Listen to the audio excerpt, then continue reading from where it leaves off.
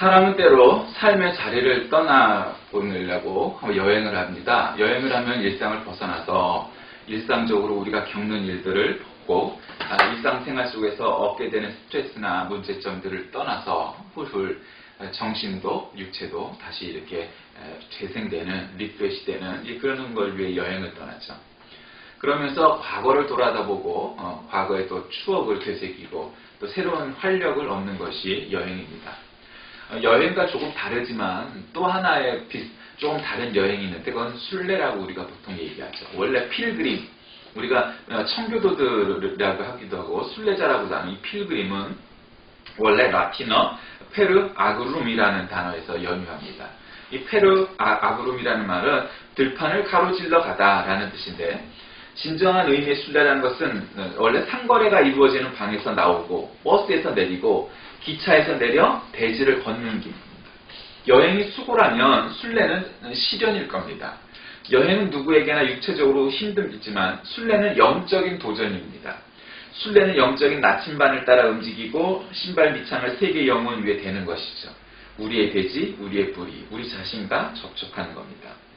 20대의 젊은 나이에 세계 최대의 사막이었던 사하라 사막을 횡단했던 스티브 도나휴라는 사람은 사막을 건너는 6가지 방법이라는 책을 통해서 인생을 산이 아닌 사막으로 볼 것을 제시합니다. 산을 오르는 사람에게는 분명 목표가 있습니다. 정상이라는 목표죠.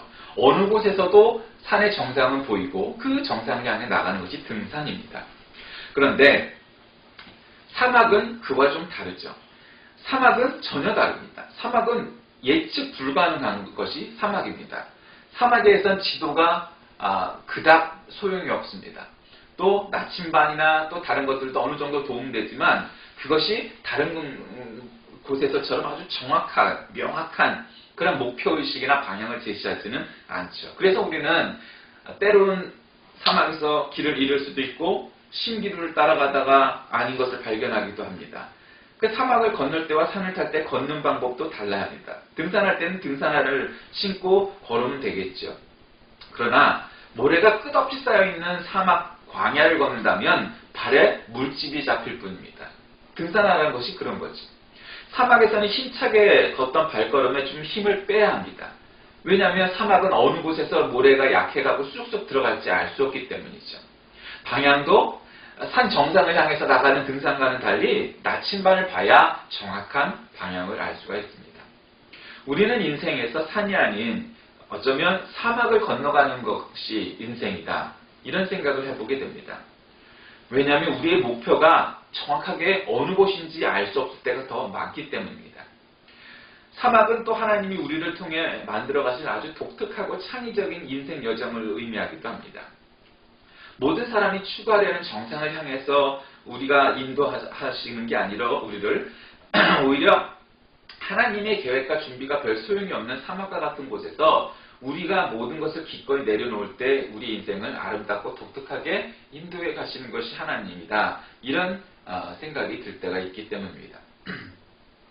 자, 우리는 오늘 이제 출애굽기를 읽고 있는데 우리가 읽은 대목까지의 출애굽기의 내용이 뭡니까? 도대체 요셉을 통해서 애굽으로 이집트로 건너갔던 이스라엘 민족이 어느 날 시간이 흐르다 보니 그 좋은 관계 요셉이라는 인물 다 잊혀지고 그냥 이방인, 이주민이 되어버렸습니다. 우리나라도 요즘 이주민들이 굉장히 많이 들어와 살죠. 그런데 그 처음에 좋았던 관계, 은혜 이런 것은 잊어버리고 그저 타국인, 외국 사람들이 우리나라 들어와서 사니까 그 사람들 노예처럼 생각하기 시작을 합니다. 그러니 많은 문제가 생기게 되겠죠. 그래서 하나님께서 모세라는 지도자를 계획하시고 그를 세우셔서 출애굽을 합니다. 지난번에 우리가 10대 재앙에 대해서 그 다음에 6월절과 우리가 그런 것에 대해서 얘기를 했죠. 10대 재앙, 피계, 박, 도금의 어작 10가지 그런 문제를 재앙을 내리셔서 바로를 꺾으셨습니다. 그리고 이제 드디어 모세가 출애굽을 하는 이제 대목입니다. 자, 17절부터 보겠습니다. 바로가 백성을 보낸 후에 블레셋 사람의 땅의 길은 가까울지라도 하나님이 그들을 그 길로 인도하지 아니하셨으니 이는 하나님이 말씀하시기를 이 백성이 진행을 하게 되면 마음을 돌이켜 애굽으로 돌아갈까 하셨습니다. 무슨 말이냐면 하나님께서 이스라엘 사람들이 가야 할 길을 선택하셨다는 얘기죠. 우리가 아프리카하고 아시아가 만나는 곳, 거기 무슨 운하가 있죠? 이집트? 스웨즈 운하가 있죠. 스웨즈 운하가. 그 스웨즈 운하가 있기 때문에 유럽 사람들이 아시아를 올 때 아프리카의 남아프리카 공화국의 희망봉, 케이프타운을 돌지 않고 지중해를 통해서, 홍해를 통해서 나와서 이렇게 아시아로 가니까 엄청 빨라지는 거죠. 뭐 몇 달이 옛날로 따지면. 근데 그 스웨즈 운하가 있는 바로 그곳, 즉 아프리카와 아시아가 만나는 그곳. 그러니까 이집트라는 건 아프리카의 북동부 쪽에 맨 북동부 끝에 아시아와 맞닿아 있는 땅 아닙니까? 그런데 그 지중해 연안이 여러분이 생각하셔도 바닷가니까 거기가 평야가 있을 거 아니에요. 그러니까 발전돼 있고 알렉산드리아라는, 그러니까 고대에서부터 발전했던 아주 학문적으로도 그 당시에는 유럽과 비교할 수 없을 만큼 아주 번성한 문화도시 알렉산드리아가 있는 바로 그곳입니다. 뭐 이때까지는 뭐 그런 거에 그 정도까지는 안 나왔지만 어쨌든 그 연안을 따라서 가면 어떻게 되겠어요? 당연히 시내 반도, 그러니까 시나이 반도와 이스라엘, 지금 현 이스라엘이 있는 팔레스틴, 블레셋이라는 건 팔레스틴을 얘기하는 거거든요. 그러니까 그 해변을 따라가면 어떻게 했어요? 빠르겠죠? 그러니까 이 인구가 요즘 새 영화 엑소더스 신들과 왕들에도 뭐 나오는데 거기 막 40만이라고 하는데 결국 그 인원도 장정, 남자 숫자만 13살 이상의 남자만 의미하는 숫자들이니까 결국 굉장히 많은 숫자의 사람들이 이동하려고 해도 어려울 텐데 그 쉬운 길로 가면은 길로 따지면 그게 쉬운 길이고 편안한 길이니까 아마 일주일 정도면은 갔을 거예요. 뭐 그 당시 사람들 걷는 게 일이니까. 그런데 하나님이 그 평탄한 길을 버리고 홍해 쪽으로 인도하셨다는 거죠. 그냥 그 스웨즈 운하가 있는 쪽은 이게 간신히 이렇게 연결이 되고 물이 있을지라도 낮은 지대이니까 빨리 갔을 텐데 홍해로 간다는 건 어떻겠어요? 더 먼 길로 돌아가는 길이 되겠죠. 그 길을 택하셨다는 거예요. 왜? 즉 그게 나오는 거죠. 땅의 길은 가까울지라도 하나님이 그들을 그 길로 인도하지 아니하셨으니 이는 하나님이 말씀하시기를 이 백성이 전쟁을 하게 되면 마음을 돌이켜 애국으로 돌아갈까 하셨어요. 누구를 위해서? 이스라엘 사람들을 고려해서. 이 사람들이 노예 생활만 했던 사람들이니까 전쟁의 경험이 많지 않을 거 아니에요. 우리나라도 혼혈아들이 왜 군대 못 갔었죠? 요즘은 좀 가지마. 왜? 이 사람들은 우리나라 사람들과 얼굴이 다르니까, 그리고 다르고 우리나라 애국적인 정신이 좀 못할 것이다. 뭐 이런 편견 때문이었죠.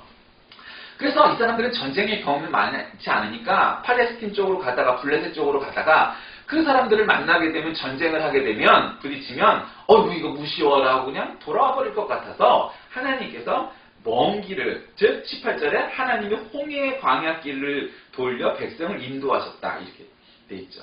또 이스라엘 자손이 애굽 땅에서 대열을 지어 나올 때에 이렇게 18절에 나옵니다. 그러니까 사람들이 많은데 뭐 주구줄창 막 우후죽순 막 그냥 뭐 어느 정도 이렇게 막 길을 뭐 그냥 군대에서 그냥 오와 열을 맞춰서 손과 팔을 딱딱딱 맞췄다는 이야기가 아니지만 그래도 줄을 맞춰서 나왔다는 거죠. 자연스럽게. 근데 여러분 뭐 인구가 뭐 몇십만이든 몇백만이든 간에 그 같은 수많은 사람들이 이주를 하는 과정인데 어떤 5와 10까지는 아니어도 지도자의 어떤 저거에 맞춰서 딱 그렇게 건너가야 안전하게 갈 수 있는 거지. 거기도 대열에서 이탈하고 뭐 이러면 안 된다 이 말이죠. 그게 리더십이라는 거죠. 그러니까 원래 이 세퍼드 리더십이라는 그런 책에도 보면 그러니까 리더십이라는 건 뭐냐면 양들을 잘 케어하는 거죠. 뭐 여러 가지 의미가 있지만. 그러니까 이 사람들은 목자잖아요. 기본적으로 팔레스틴 지역 사람들은. 그러니까 이 사람들은 양을 이끌고 가고 양을 무리지어서 그들이 물이나 풀이 있는 곳을 잘 인도해서 먹이고 마시게 한 다음에 또 이동하고 그러니까 하는 것에 능숙한 사람들인데 대열을 지어서 나오고 있는 거죠. 19절에 보니까 모세가 요셉의 유고를 가졌으니 이는 요셉이 이스라엘 자손으로 단단히 맹세하여 이르기를 하나님이 반드시 너희를 찾아오시니 너희는 내 유고를 여기서 가지고 나가라. 그러니까 이미 하나님과 요셉 시대부터 거기에 묻힐 것인데 요셉의 유고를 이스라엘의 유고도 아니고 요셉의 유고를 가지고 나가게 됩니다. 그게 뭐예요? 한마디로 말하면 이게 영적인 의미에선 애굽으로 오게 됐던 도화선이었던 요셉, 그 첫사람이잖아요. 그 첫사람의 유고를 가지고 가는다는 거죠. 정통성을 인정하는 거고 영적인 그런 법통을 이어가겠다 하는 것이 바로 여기에 있는 것이죠. 그래서 그들이 숫곳을 떠나 광야 끝 에담의 장막을 치니 여호와께서 그들 앞에서 가시매 낮에는 구름 기둥으로 그들의 길을 인도하시고 밤에는 불 기둥을 그들에게 비추사 낮이나 밤이나 진행하게 하셨다. 이렇게 나옵니다. 이렇게 그들이 받은 그 길 안내의 축복이 이렇게 나오죠. 낮에는 구름 기둥, 밤에는 불 기둥. 얼마나 그 쨍쨍한 사막이겠어요. 그게 구름 한 점도 없고 막 사막에 그렇죠. 그러니까 거기에 구름이 이 백성들을 이렇게 그 길을 따라서 구름이 인도했다는 거죠. 그럼 얼마나 한마디로 차양을 치고 가니까 이 사람들에게는 편했겠어요. 밤에는 불기둥이 있었다니 불이 있으니까 훤히 보이니까 라이트가 랜턴이 필요가 없었겠죠. 그리고 그 불기둥이 얼마나 따뜻했겠어요. 사막의 기후라는 건 낮에는 정말 아주 덥다가 밤에는 아주 추워지고 그런 일교차가 큰 기후잖아요. 그렇게 받은 그 길 안내의 축복이 있는데 그것이 바로 쉐키나라는 히브리어로 표현할 수 있습니다. 이 쉐키나라는 말은 뭐냐면 신적 권위의 현현, 즉 그리스도를 상징하는 말이죠. 그래서 쉐키나라고 하는데 그거는 그리스도가 나오는 거죠. 구름 기둥, 불 기둥이 그리스도의 현현이다 이런 거죠. 때가 참에 육신이 되셔서 우리 가운데 거하실 영원한 말씀의 구약적 형태인 거죠.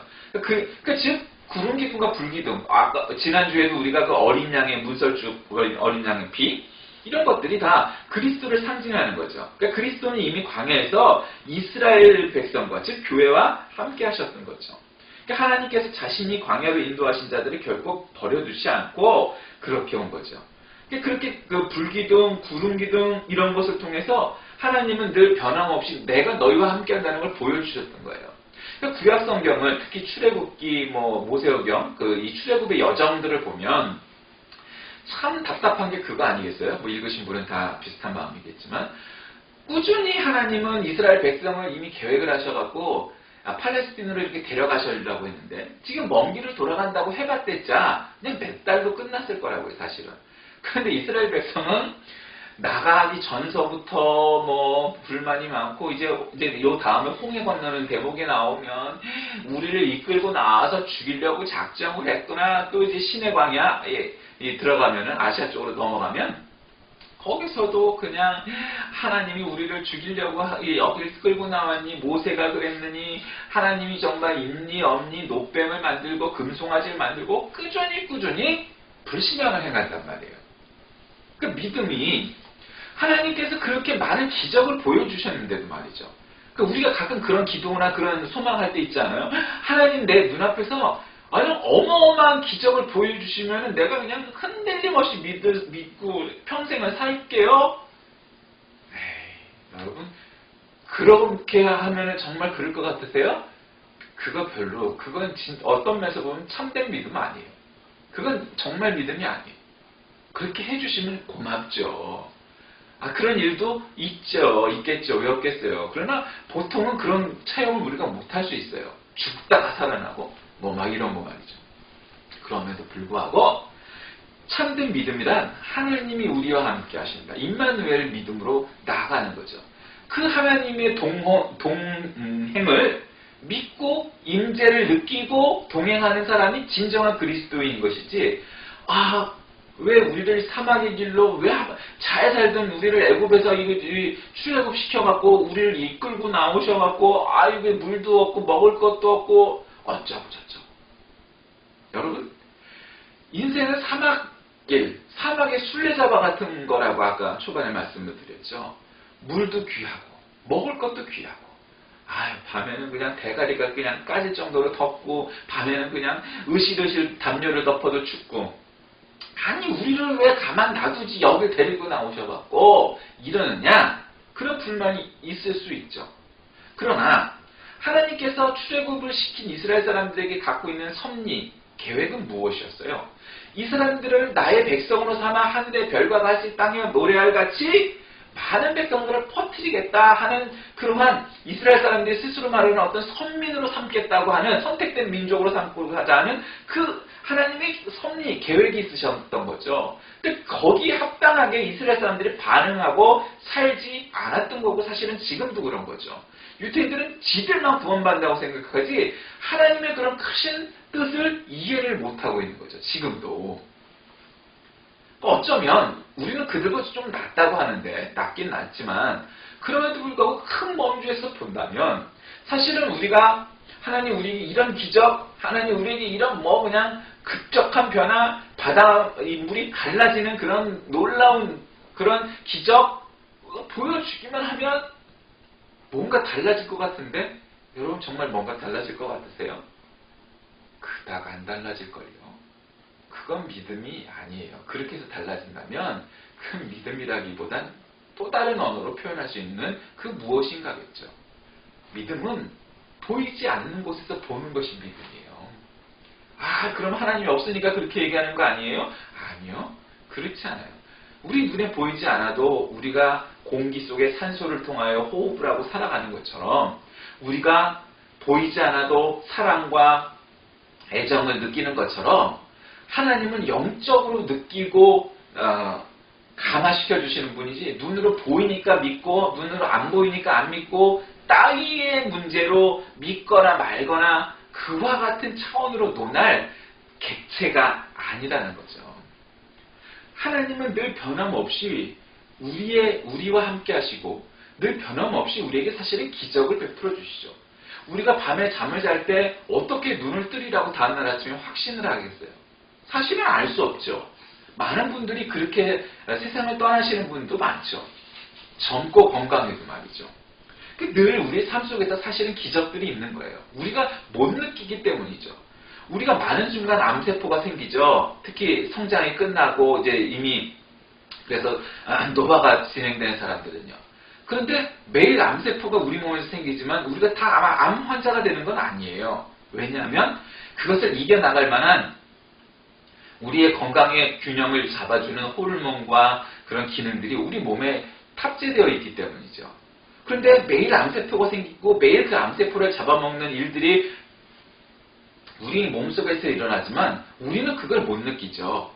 그럼에도 불구하고 우리는 매일매일 나는 건강하겠거니 그렇게 믿고 살아가요.